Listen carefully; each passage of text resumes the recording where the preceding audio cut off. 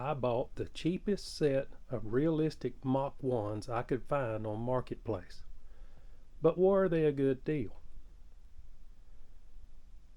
You can tell by looking at them, they have had a pretty hard life. The guy I got them from said they'd been in storage for about 7 years, and remembered them playing really well before they were put up. That doesn't seem to be the case now. So what got me to looking for the realistic Mach 1s is back in the early 80s when I was a teenager, and if you want to stop and do the math, you can figure out how old I am now. I bought a stereo system from Radio Shack. I bought a STA 2300 receiver. I bought a set of Mach 1s and bought a turntable, cassette deck, equalizer. And some of those will be featured in future videos. But today's video is about these Mach 1s. So I wanted to put my old system back together and listen to it down here in the basement, in a kind of a family room.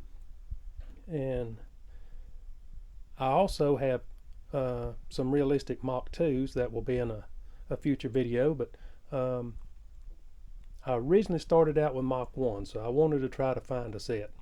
And as you know, they can be rather pricey. So I found this set. The seller originally wanted $200 for these, and then he marked them down to $100, and they was within 100 miles of the house. So I decided, well, I want to go take a look at them because the pictures weren't very good online. And when I got there, I thought, well, there's potential, but it's going to take some work. So when I went to check these speakers out,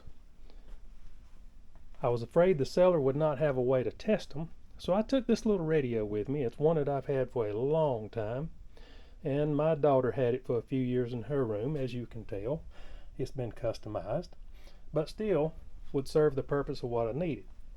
And I left one speaker connected. I took the other one off because I didn't need to take both with me.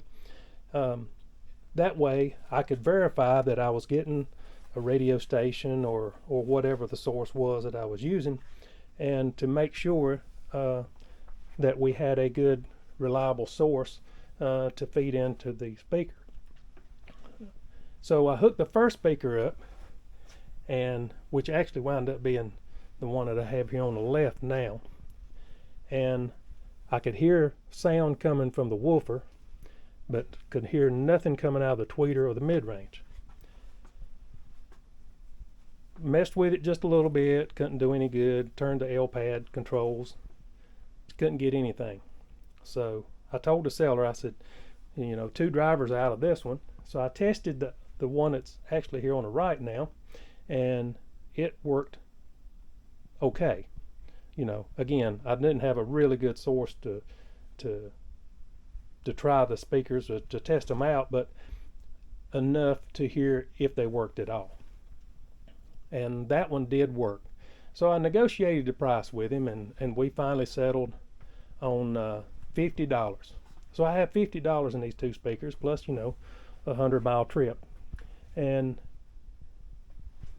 thought I just, you know, I was already there, so I figured I'd bring them home and see what I could do with them. So let's move this out of the way, and I'll put some music on, and we'll see what they sound like today. Alright, so I have these hooked up to a Harman Kardon 430 twin-paired receiver, which again will be in a future video.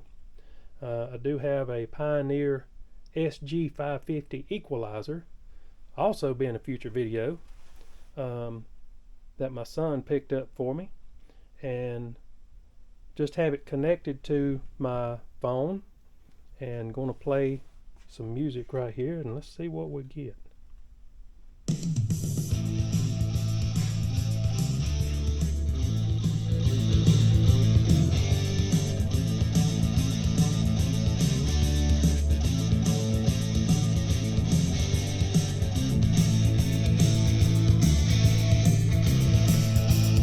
So let's go all the way to the right.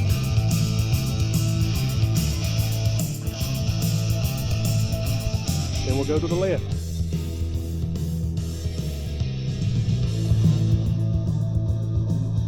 Doesn't sound too good, does it?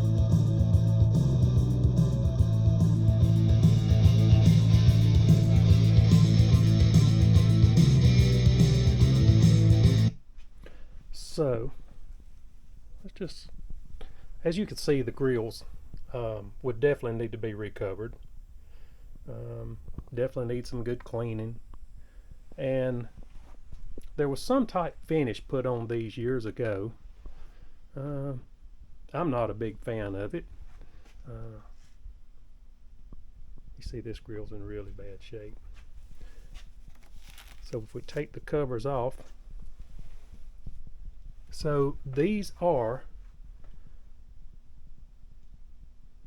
the models with the rubber surrounds. They don't rot. They may get a little bit stiff, but they don't rot. And one way you can tell that on these realistics is the number of screws in your L pad right here. So this has 2, 4, 6, 8, 10 screws in it. So the ones with the foam surrounds only had 6 screws in them. Another way you can tell is by the model number. This is a 4024A. So it was the second model. There was a 4024. There was also a 4029. And that 4029 was the one with the foam surrounds that have to be redone. And those are actually the ones that I had back in the day, were the 4029s. So, as you can see, that doesn't look too bad. Could definitely look better. Not sure what I'm going to do here yet, so let's go back to the music here. We'll go to the right. The woofer is working. Tweeter is working. And the mid is working. Go to the left. We hear the woofer. Nothing out of the tweeter. And nothing out of the mid. So I was thinking it could be a crossover issue.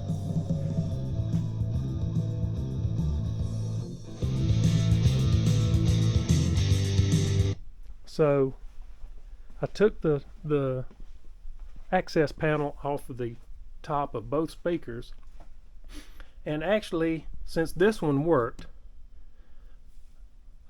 disconnected the wires and run some wire over to the mid-range that was not working, hoping that would clue me in if it's a wiring issue or a crossover issue, but it did not work there either. I've not tested the tweeter, so I don't know what's up with it.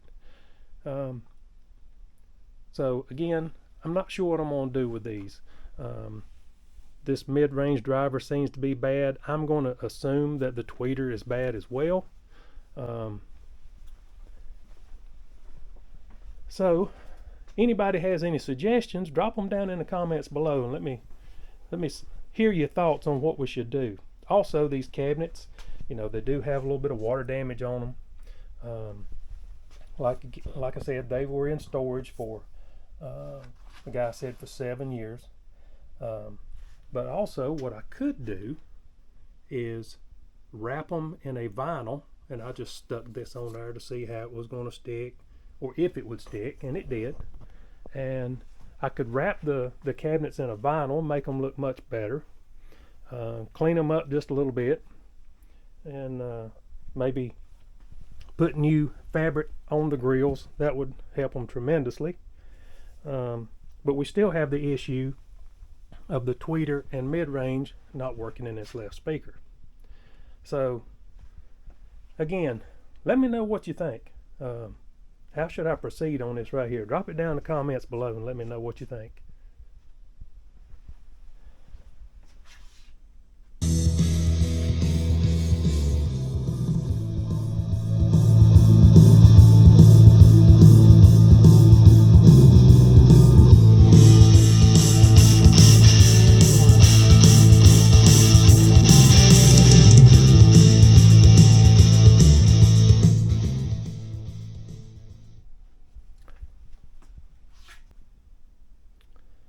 So the way I see it, I have 3 or 4 different options here. I can sell them as they are, put them back on marketplace, try to get my money back out of them. I can doll them up a little bit, maybe put this vinyl on them, clean them up just a little bit, and then sell them. Maybe replace the cloth on the speaker grills. That'd go a long way in the appearance of them. I could try to get new drivers for the tweeter and the mid-range on the speaker that's bad and go that route. But you know, I don't want to put a lot of money into these because the cabinets have had some water damage and don't know how they'll do long term. You know, you see some of the wood is already disintegrating here. Or should I just part them out? Take the parts that do work and maybe list them on eBay or marketplace and try to get my money back out of them that way. And we'll see y'all in future videos. Again, I'm going to have some other stereo equipment right here that I'm going to do videos on. I'll let you know where I got it, how much I paid for it, what I've had to do to it, and so I'd greatly appreciate it if you subscribe to the channel and just give me some comments. Let me know what you think I should do. If there's any other testing I should do on these, just drop it down in the comments. All right, guys. Well, that's going to wrap it up, and we'll talk to you later.